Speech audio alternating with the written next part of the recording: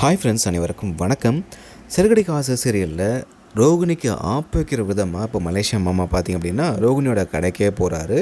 இப்போது மலேசியா மாமா முத்துக்கண்ணில் மாட்டினாரா, ரோகிணி மாட்டுவாங்களா அப்படின்றத இந்த வீடியோவில் பார்க்கலாம். சேனலை சப்ஸ்கிரைப் பண்ணிக்கோங்க, பெல் ஐக்கானை மறக்காமல் கிளிக் பண்ணி வச்சுக்கோங்க.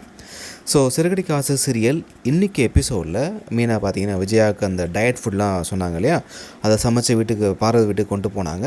அங்கே சிந்தாமணியை பார்த்துட்டு மீனா ஷாக் ஆகுறாங்க. அது மட்டும் இல்லாமல் ரெண்டு பேர்த்துக்கும் இடையில் ஒரு வாக்குவாதம் ஆகுது. ஸோ நான் பெரிய ஆள், நீ பெரிய ஆள், அவனை அந்த வேலையை விட்டு ஓட விட்டு காமிக்கிறேன்ற மாதிரிலாம் அந்த விஜயாவும் சிந்தாமணியும் சேர்ந்துக்கிட்டு மீனா வந்து வறுத்தெடுக்க முயற்சி பண்ணாலும் பட் மீனா ஒரு விஷயத்தை புரிஞ்சுக்கிட்டாங்க. இந்த சிந்தாமணி வந்து என்ன இந்த வேலையை விட்டு கெடுக்கிறதுக்காக துரத்துறதுக்காக தான் இப்போ இந்த கூட்டணி சேர்ந்துருக்கு அப்படின்றத புரிஞ்சுக்கிட்டாங்க. ஆனால் இந்த முட்டாள் விஜயா பார்த்திங்க அப்படின்னா இந்த சிந்தாமணியோட நோக்கம் தெரியாமல் இன்னமும் அவங்களுக்கு ஜால்ரா அடிச்சு நம்பிட்டு தெரிஞ்சிட்ருக்காங்க.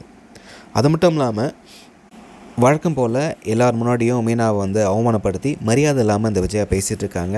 ஆனால் மீனா சிந்தாமணிக்கும் விஜயாவுக்கும் செம்மையாக வந்து பதிலடி கொடுத்தாங்க.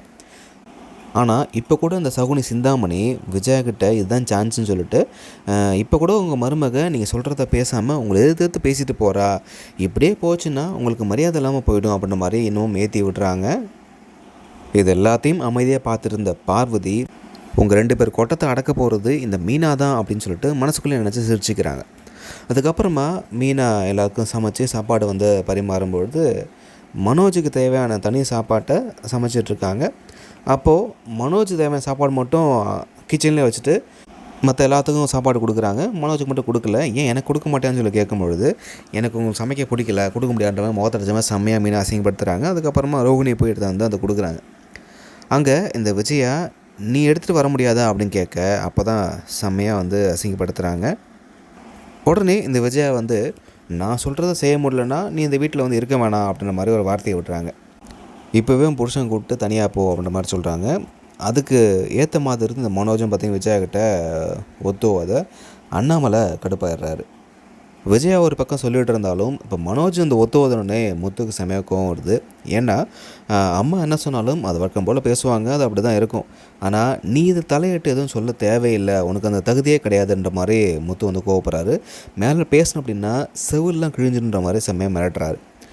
ஆனாலும் இவ்வளவு அசிங்கமும் அவமானமும் பட்ட பிறக்கும் கொஞ்சம் கூட ஒரு இது இல்லாமல் பார்த்திங்கன்னா மீனா முத்து அங்கே இருக்கிறது ஒரு வேலைக்காரை விட மோசமாக தான் இருக்குது. அதுவும் இப்போது நான் நேற்று சொன்ன மாதிரி மீனா வந்து இப்போ நான் காசு வாங்கிட்டு அந்த வேலை செய்கிறாங்க இல்லையா, ஸோ சொல்லப்போனால் ஒரு வேலைக்காரி அப்படி தான் அவங்கள வந்து இப்போது மாற்றிக்கிட்டு இருக்காங்கன்னு சொல்லணும்.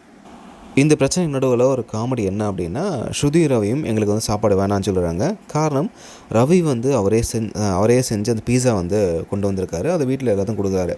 பட் இதில் மனோஜும் சாப்பிட முடியாது, விஜயாவும் சாப்பிட முடியாது அப்படின்றது தான் செம காமெடி. ஆனால் இவங்களுக்கும் சாப்பிட ஆசை இருக்க தான் செய்யுது.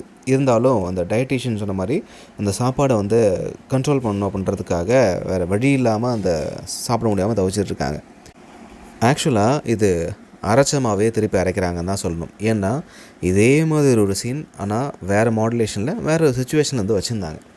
ஸோ அந்த மனோஜ் வந்து ஏதோ விரதம் இருக்கிறேன் அப்படின்ற மாதிரி ஒரு சுச்சுவேஷன் கொண்டு வந்தாங்க. அப்போது வந்து பார்த்திங்க அப்படின்னா மீனா பிரியாணியெல்லாம் பண்ணாங்க. அப்போது இந்த விஜயாவும் மனோஜும் சாப்பிட முடியாமல் தவிச்சாங்கல்ல. ஸோ அதே தான் இப்போது வேறு ஒரு இதில் கொண்டு வந்திருக்காங்க. பட் இது எல்லாமே ஒன்று தான். ஸோ இதெல்லாம் எதை காமிக்குது அப்படின்னா முக்கியமான கதையை விட்டுவிட்டு சுற்றிட்டு இருக்காங்க அப்படின்றதான் அது தெரியுது. சரி, நம்ம கதைக்குள்ளே வருவோம்.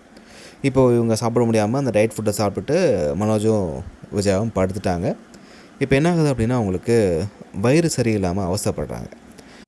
ஸோ இதோடு தான் இன்றைக்கி எபிசோட் முடிச்சிருந்தாங்க. இதுக்கப்புறமா டயட்டை கண்டினியூ பண்ணுறாங்களா இல்லை போதுண்டா சாமி ஆளை விடுறாங்க மாதிரி முடிச்சுக்க போகிறாங்கன்றது நாளைக்கு தான் தெரியும். நாளைக்கு நான் ப்ரோமோவில் என்ன ஆகுது அப்படின்னா இப்போது அண்ணாமலையை முத்து வந்து மனோஜோட ஷோரூமுக்கு அழைச்சிட்டு போகிறாரு. அங்கே கொஞ்சம் கணக்கு சம்மந்தமான விஷயங்கள்லாம் பார்க்கணும் அப்படின்னு சொல்கிறாங்க. அந்த சமயத்தில் தான் ரோகிணியோட மாமாவை நடிக்க வந்து அந்த கசாப்பு கடை மணி இருக்கார் இல்லையா, அவர் வந்து தலையில் ஹெல்மெட் போட்டுட்டு அங்கே வராரு. அதுக்கப்புறமா ரோகிணியை பார்த்த மணி வந்து பேசிகிட்டு இருக்காரு. ரோகிணிக்கு செம்மையாக ஷாக் ஆகுது. நீ ஏன் இங்கே வந்தீங்க அப்படின்ற மாதிரி கேட்குறாங்க. அதுக்கு அவர் என்ன சொல்கிறாரு, என் அண்ணன் பொண்ணுக்கு கல்யாணம், அதனால தான் நான் ஏசி ஃப்ரிட்ஜெலாம் வாங்க வந்தேன் அப்படின்ற மாதிரி சொல்லிட்டுருக்காரு. ஆனால் அதுக்கு காசு கொடுக்காம ரோகிணியோட மாமாவாக நடிக்கிறதுக்கு இலவசமாக பொருட்களை வாங்கி ரோகிணிக்கு ஆப்பு வைக்க போகிறாரா இல்லை என்ன ஆக போகுது அப்படின்ற ஒரு பக்கம் இருந்தாலும் இப்போது அங்கே முத்துவும் இருக்கார், அண்ணாமலை இருக்கார் அப்படின்றதால முத்து கண்ணில் அவர் மாற்றார். இப்போது ரோகிணிக்கு இதில் 2 பெரிய பிரச்சனை காத்துட்ருக்கு. ஒன்று, அவர் காசு கொடுத்து பொருளை வாங்கிட்டு போயிருந்தா அப்படின்னா எந்த பிரச்சனையும் இல்லை. ஆனால் அங்கே இருக்க அண்ணாமலை கண்ணிலையோ இல்லை முத்து கண்ணிலையோ மாட்டிடக்கூடாது. இல்லை ஒருவேளை இவர் காசு கொடுக்காம நான் தான் உன்னை நடிச்சு கொடுத்தேன்ல, இவ்வளோ பிரச்சனை இவ்வளோ பண்ணி கொடுத்தேன்ல, எனக்கு இதெல்லாம் நீ கொடுன்ற மாதிரி அதட்டி வாங்கிட்டு போயிருந்தார் அப்படின்னா, இப்போ அண்ணாமலை வந்து கணக்கு பார்க்கும்பொழுது இவ்வளோ பொருளுக்கு ஏன் பணம் வரல, எப்படி செலவு பண்ணுன்ற மாதிரி அந்த ஒரு கொஷின் வரும். அது மட்டும் இல்லாமல் இப்போது அங்கே அண்ணாமலை கண்ணிலையோ இல்லை முத்து கண்ணிலையோ இந்த ப்ரௌன் மணி கசாப்பு கடை மணி மாட்டினார் அப்படின்னா ரோகிணி கணக்கு அங்கேயோட முடிஞ்சிடும். பார்க்கலாம், எது எப்படியோ வழக்கம் போல் பார்த்திங்க அப்படின்னா நம்மளை ஏமாற்ற தான் போகிறாங்க, ரோகிணியை வந்து தப்பிக்க வைக்க தான் போகிறாங்க. பட் இருந்தாலும் என்ன பண்ணி இப்போ அவங்க ரோகிணி தப்பிக்க போகிறாங்க, இல்லை ப்ரௌன் மணி மாட்டுவாரா, என்னாகும் வெயிட் பண்ணி பார்க்கலாம். உங்களுக்கு என்ன தோணுது அப்படின்றத கமெண்ட்டில் பதிவு பண்ணுங்கள். இந்த வாரம் இந்த வாட்டியாச்சும் ரோகிணி மாட்டுவாங்களா, ப்ரௌன் மணி என்ன பண்ண போகிறாரு?